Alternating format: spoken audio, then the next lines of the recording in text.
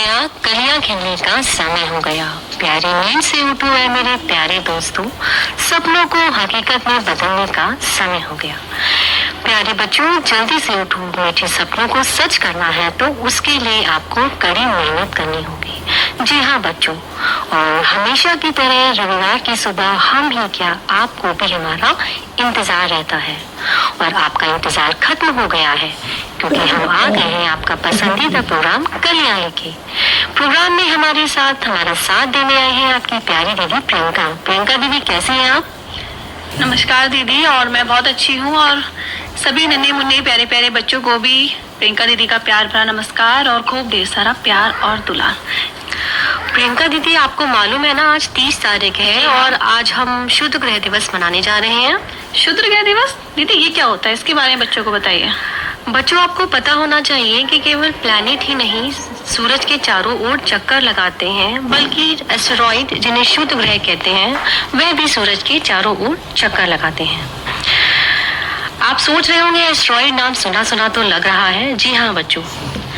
जी दीदी, बिल्कुल ठीक कहा आपने। और बच्चों को बता दें कि एस्टेरॉइड जो कि शुद्ध ग्रह होते हैं वो खगोलीय पिंड होते हैं जो कि ब्रह्मांड में घूमते रहते हैं, और यह अपने आकार में ग्रहों से थोड़े छोटे और उल्का पिंडों से थोड़े बड़े होते हैं। अब दीदी, बच्चे सोच रहे होंगे आखिरकार ये दिवस क्यों मनाया जाता है, तो ये भी आप बच्चों को बताइए। प्रियंका, मैं बच्चों को बताना चाहूंगी कि पृथ्वी पर जो एस्टेरॉइड के प्रभावों के बारे में लोगों को जागरूक करना है इसका उद्देश्य है। और 2015 में पहला वर्ल्ड एस्टेरॉइड डे मनाया गया। जी हाँ दीदी, और बच्चों तो ये तो हुई हमारे आज के दिवस के बारे में जानकारी। और दीदी, आप देख रही है ना आजकल मौसम कितना प्यारा हो गया है। जो इतने दिनों से गर्मी चल रही थी उस गर्मी से थोड़ी राहत मिल गई है, मन प्रफुल्लित हो गया है, मजा सा आ रहा है इस मौसम में तो, है ना? हाँ प्रियंका, बिल्कुल ठीक कहा। वही बारिश का मौसम आ चुका है, हर जगह हरियाली देखकर मन खुशी हो गया है। जी। और प्रियंका, कितना अच्छा लगता है वो पल याद करना कि बारिश का आना, दौड़कर छत पर जाना, थम ना जाए जब तक उसमें भीगते जाना, कभी हाथों को फैलाकर तो कभी पैरों को उछालकर, पैरों से उछालकर पानी से बस खेलते जाना।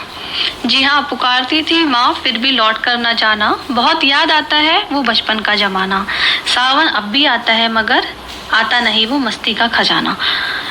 यानी कि दीदी, जो बचपन के जो दिन होते हैं ना वो बहुत ही यादगार होते हैं। तो हम तो यही कहना चाहेंगे जो छोटे बच्चे हैं ना वो भी इस वेदर को, इस सीजन को अच्छे से एंजॉय करिए, मस्त रहिए, क्योंकि इसमें ना मन भी प्रफुल्ल रहता है, हमें एक ठंडक भी मिलती है और बारिश को देख के तो मजा ही आ जाता है। बिल्कुल मजा आ जाता है। इतनी कड़ी धूप और गर्मी के बाद जब बारिश की बूंद पड़ती है मिट्टी पर तो उसकी जो खुशबू होती है ना, भीनी भीनी से जो खुशबू होती है ना वो भी बहुत अच्छी उसका जो हमारे मन पे असर पड़ता है उसका तो हम कुछ कह ही नहीं सकते। जी जी जी, तो कहने का मतलब ये है कि बच्चों की अब मानसून ने जो है वो दस्तक दे दी है और आप सब भी मानसून का भरपूर मजा लीजिए।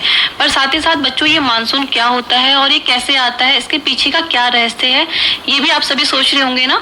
तो आज कार्यक्रम के अंतर्गत हम आपको बताएंगे कि मानसून के जो पीछे का रहस्य है वो क्या है। इसके लिए बच्चों आज हमने आपके लिए एक वार्ता रखी है। वार्ताकार है मोहम्मद नईम। तो आइए सुनते हैं मानसून के पीछे का रहस्य।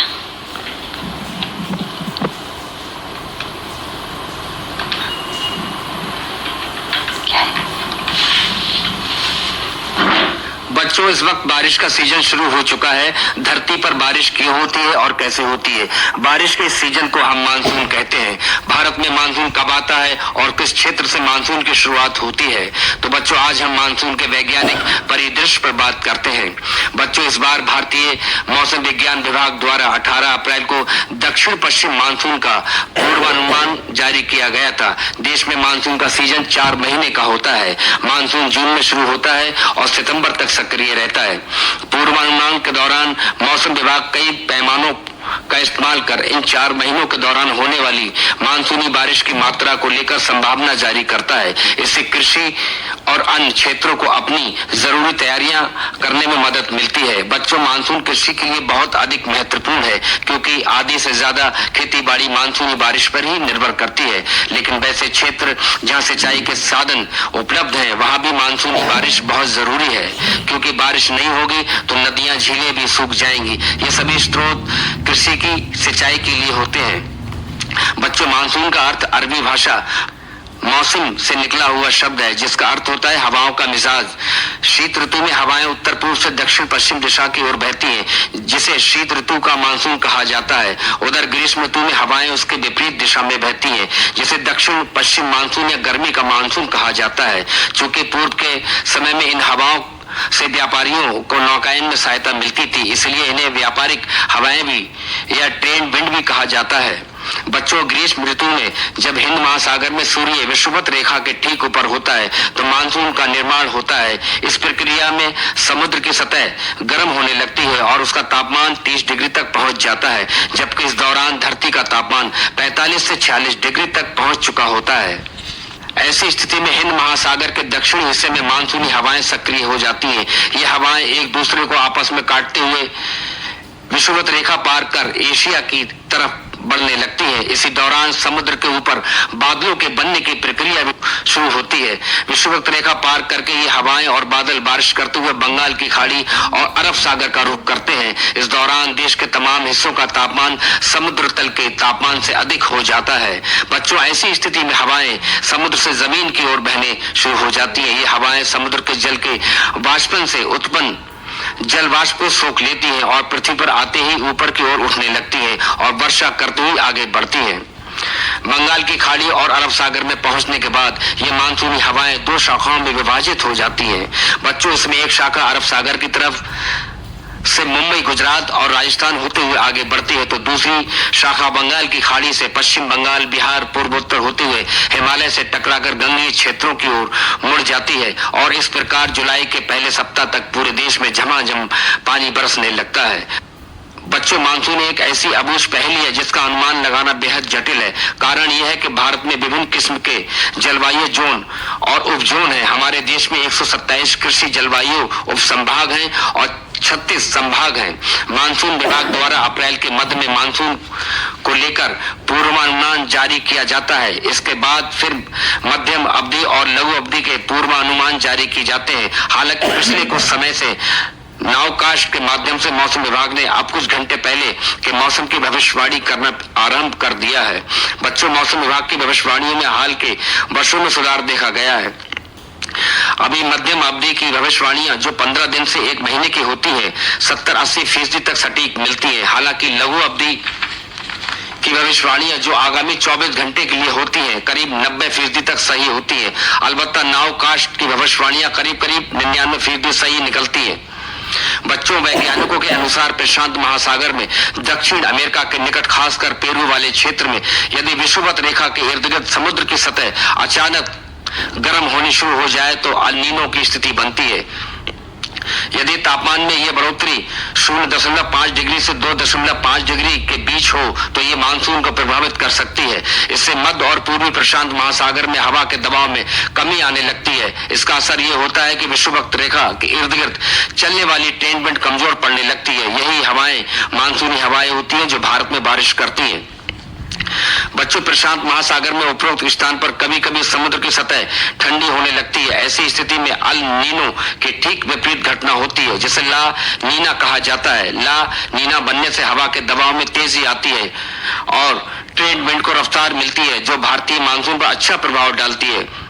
उदाहरण के लिए वर्ष 2009 में मानसून पर अल नीनो के प्रभाव के कारण कम बारिश हुई थी, जबकि वर्ष 2010 और 2011 में ला नीना के प्रभाव के कारण अच्छी बारिश हुई थी। बच्चों, बारिश अच्छी होने का सबसे अच्छा प्रभाव कृषि क्षेत्र पर पड़ता है जहां सिंचाई की सुविधा मौजूद नहीं है। बच्चों, बारिश अच्छी होने का सबसे अच्छा प्रभाव कृषि क्षेत्र पर पड़ता है जहां सिंचाई की सुविधा मौजूद नहीं है। वहां बारिश होने से अच्छी फसल होने की संभावना बढ़ जाती है। इसके अतिरिक्त ऐसे क्षेत्र जहां सिंचाई के साधन उपलब्ध हैं भी तो ऐसे क्षेत्रों में समय पर अच्छी बारिश होने से किसानों को नलकूप चलाने की आवश्यकता नहीं पड़ेगी। साथ ही उनकी उत्पादन लागत में कमी आएगी और अच्छे उत्पादन से किसानों को फायदा होगा और खाद्यान्नों की मूल्य वृद्धि भी नियंत्रित रहेगी। बच्चों, जैसा कि हम सभी जानते हैं कि मानसून के 4 महीनों में झमाझम बारिश होने से नदियां, जलाशयों का जलस्तर बढ़ जाता है। इससे बिजली उत्पादन भी अच्छा होता है। यदि बारिश कम हो और जल स्तर कम हो जाए तो बिजली उत्पादन भी प्रभावित होता है। साथ ही बच्चों, अच्छे मानसून से पीने के पानी की उपलब्धता संबंधी समस्या का भी काफी हद तक समाधान होता है। एक तो नदियां, तालाबों पर्याप्त मात्रा में जमा हो जाता है, दूसरे भूजल का भी स्तर सुधरता है। बच्चों, इस बार की गर्मी ने कई रिकॉर्ड तोड़े हैं। मानसून की बारिश जहां एक ओर खेती बाड़ी, जलाशयों, नदियों को पानी से लबालब कर देती है, वहीं दूसरी ओर भीषण गर्मी से तप रहे देश को भी गर्मी से राहत प्रदान करती है। बच्चों, मानसून हिंद महासागर में उत्पन्न होता है और मई के दूसरे सप्ताह में बंगाल की खाड़ी में स्थित अंडमान निकोबार द्वीपों में दस्तक देता है। इसके पश्चात 1 जून को केरल में इसका आगमन होता है। यदि हिमालय पर्वत नहीं होता तो उत्तर भारत के मैदानी इलाके मानसून से वंचित रह जाते, क्योंकि मानसूनी हवाएं बंगाल की खाड़ी से आगे बढ़ती हैं और हिमालय से टकराकर वापस लौटते हुए उत्तर भारत के मैदानी इलाकों में बारिश करती हैं।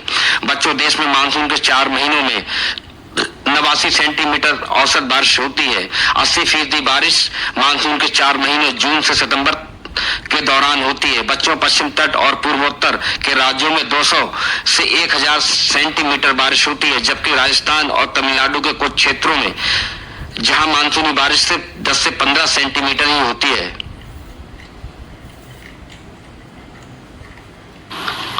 तो बच्चों, अभी हमने सुनी मानसून के पीछे का रहस्य की ये ज्ञानवर्धक और रोचक वार्ता। हमने जाना कि मानसून कैसे उठता है और सबसे पहले कहाँ आता है। आशा करते हैं बच्चों आपको ये हमारी वार्ता अच्छी लगी होगी और ज्ञानवर्धक भी लगी। जी, और दीदी मोहम्मद नईम जी ने बहुत ही विस्तार से बच्चों को समझाया भी है, तो मुझे लगता है बच्चों को समझ भी आया होगा और सुनकर उनको उनकी जनरल नॉलेज भी जरूर बढ़ी होगी। बिल्कुल बिल्कुल प्रियंका। और अब कार्यक्रम में आगे बढ़ते हैं और बच्चों को सुनाते हैं एक अच्छा सा बाल गीत। जी, तो अब करते हैं मनोरंजन इस प्यारे प्यारे से बाल गीत के द्वारा।